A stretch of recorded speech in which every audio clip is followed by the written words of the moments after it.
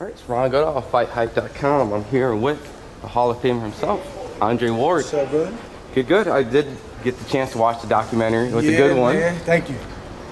You know, just how do you enjoy all the feedback of all the stuff of everyone just coming up and just saying, man, I learned a lot from you? It's been a blessing. It's like 7 years, man, of hard work and a lot of interviews, a lot of, just a lot of storytelling, a lot of ripping off Band-Aids and opening old wounds, and, just being willing to share it with the world.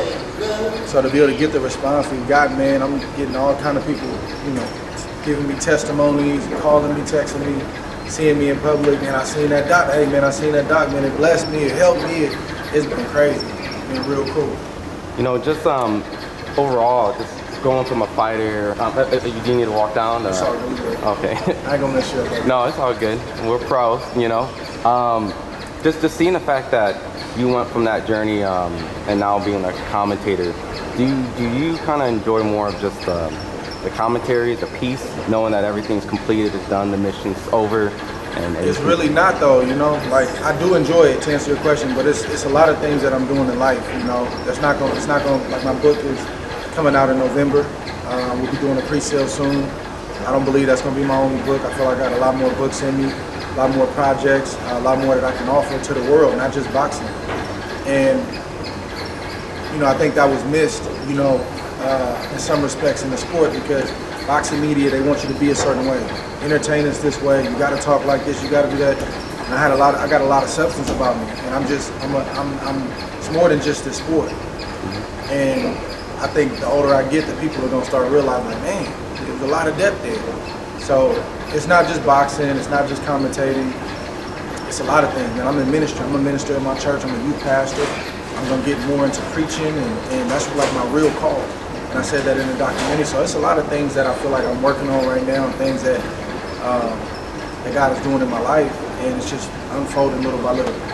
I see the influence, from like Shakur, Crawford, and even Jared Anderson, in recent interviews, takes from, the core beliefs of just being yourself. I hear Jared constantly saying, I'm just going to be me. I'm just going to be myself. And it has to have some sort of correlation just watching you come up, just watching Jared coming up. What's your thoughts on, Jared's development, and even just taking this short notice fight with a former world champion like Charles? It's a dangerous fight, but he had options and he chose this fight. So I respect that. In terms of development in the ring, I think he's right where he needs to be. Obviously, you see things he needs to work on, but he's a young fighter. So you're going to see that. But I see a lot more good than I see anything else. And if he stays the course, he's one of our best shots as the next American great heavyweight. But I also like his conversation about life. It's bigger than boxing. That makes people uncomfortable. It's not supposed to talk like that. It's supposed to be all about these belts. It's supposed to be all about being who we think you should be. And when you sort of break that mold, it's weird to people, it's strange. So, but I like it. He's got to understand that the boxing, I won't say it's first, but like it's where he's trying to go, and the things that I hear him talk about, the boxing is going to be a vehicle to get him there. And then he can keep developing as a man along the way. So that's what my mission was about. My mission wasn't to try to be the next Floyd. Everybody can't be Floyd. It's a price to pay to try to be the next Floyd. My mission was to try to leave something that's still around and that guys can pull from long after I'm gone. In regards to we had a little combo on the side about just etiquette, media, just doing the right thing, and it's not maybe even asking a question, but just maybe getting your in-depth. There were some interviews that kind of got put up and taken down from a fighter, Adrien. I don't know if you saw that, but just maybe just acknowledge, just like maybe words of encouragement to Broner, and just for fighters around the working relationship with media. They're not all bad, but you got to protect yourself so that you don't have vulnerable moments like that. Yeah, man, it's I hated to see that. I done been in that situation before, not specifically. You messing up my interview, man. He done made it this fighter, so I can't say nothing. I done been in that situation before, not like specifically like with an interview or nothing like that, but just dealing with those kind of demons. And so I know what I was looking at when I seen that, and it's hurtful to see that. And I'm gonna tell Broner what I always been telling him, man. Focus on you and you know, you got a family, bro. This boxing stuff is fleeting, comes and goes.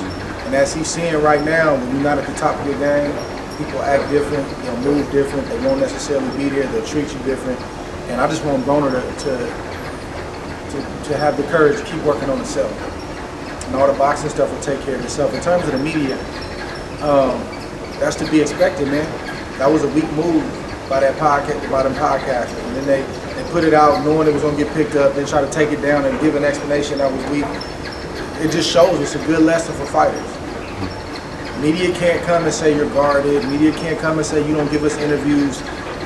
We have the right as athletes to move how we want to move, to share what we want to share, and to actually use our brains to say, this person right here, I can't give them what they want. This person, man, they worthy of that. I got a track record with them. This person, I can't, you know, I got to be smarter, because they're going to benefit themselves. That Broner got aired out by clicks, views, subscriptions, money, and that podcaster, he got a little bit of buzz for a couple days, and in the end, it's not going to be worth it.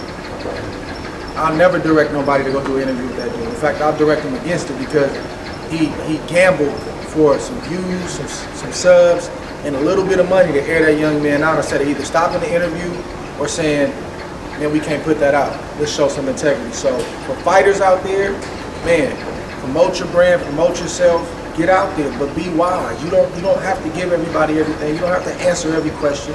You can redirect the question. You can tell them next question, I don't want to answer that. And if you're not feeling your best, or if you're in a situation like Broner was in, just stay away from the camera, man, because it's treacherous out here, and you got to use wisdom. Look, I appreciate the time, yes, and you're obviously one of the GOATs of the game, so thank you so much. I appreciate that, bro. Awesome, thank you. Thank you, brother.